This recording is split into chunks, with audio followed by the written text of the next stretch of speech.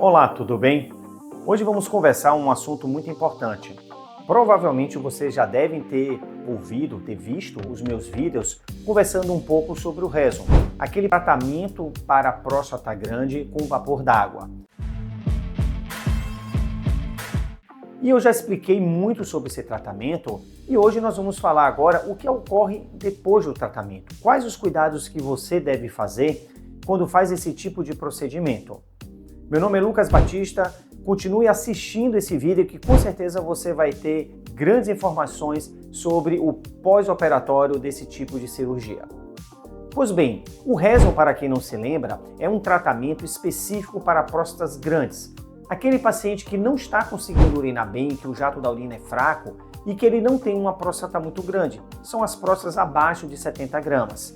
E o paciente, ele começa a ter um desconforto muito grande e ele quer manter a sua ejaculação, pois esse tratamento promete que até 90% dos pacientes conseguem ejacular após esse tipo de procedimento. Eu digo procedimento porque ele não dá nem para ser considerado como realmente uma cirurgia, já que o procedimento é extremamente rápido, o paciente realiza uma pequena sedação, como se fosse uma sedação de fazer uma endoscopia digestiva, por exemplo. E ela demora cerca de 6 a 8 minutos e o paciente vai embora 1 hora depois. Isso tudo vocês já viram, já assistiram os meus vídeos falando sobre o tratamento para a próstata grande com vapor d'água, o Rezum, mas aí eu te pergunto, você sabe realmente como é o pós-operatório desse tratamento? Continue aqui que você vai ouvir. O Rezum, ele é um tratamento em que o paciente ele vai para casa com uma sonda. E a quantidade de dias que ele deve permanecer com a sonda depende muito da quantidade de perfurações que eu tenho que fazer na próstata com essa agulha. O cálculo básico é que para cada perfuração é 1 dia de sonda. Geralmente eu faço entre 5 a 7 perfurações da próstata com essa agulha para administrar o vapor d'água. Ou seja, o paciente fica com a média de 6 dias com a sonda. A sonda é aquele tubinho amarelo que vai pela uretra até a bexiga e o paciente fica com uma bolsa esvaziando continuadamente a sua urina naquela bolsa. E aí o paciente tem que esvaziar a bolsa no vaso sanitário. Quando o paciente vai para casa, ele sente um certo desconforto porque é um vapor d'água em alta temperatura. Quando ele alcança a próstata, ele chega a mais ou menos uns 70 graus. Então o paciente ele vai ter uma lesão térmica, que esse é o princípio básico desse tipo de procedimento. Naquela primeira semana, aliás, no primeiro mês, o paciente ele necessita usar alguns tipos de medicamentos para controlar, fazer um manejo melhor desse desconforto.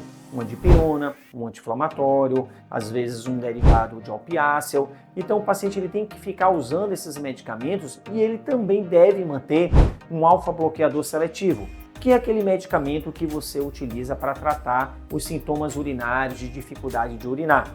Então é interessante que a pessoa mantenha ali 1 mês desse alfa-bloqueador seletivo, que existem várias marcas hoje no mercado, como doxazosina, tanzolosina, e aí existe uma série de nomes de laboratório que produzem esses tipos de medicamentos.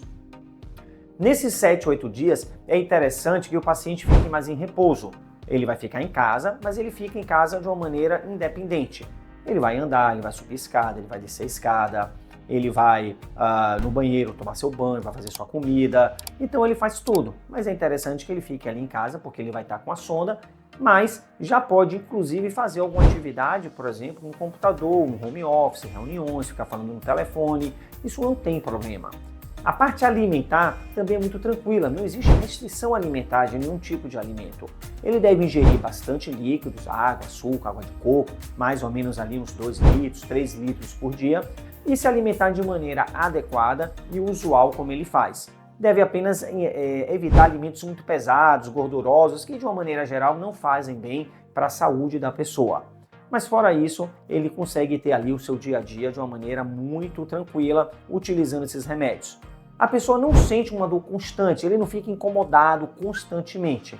Depois de 6, 7 dias, quando ele retira essa sonda, ele vai sentir um desconforto urinário quando ele urina, Naquela fase mais inicial, ele não vai sentir ainda uma melhora para conseguir urinar. Ele vai permanecer com um jato mais fraco, com um jato mais fino, ele vai ter aquele esforço miccional naquele primeiro mês e gradativamente isso vai melhorando com o passar do tempo.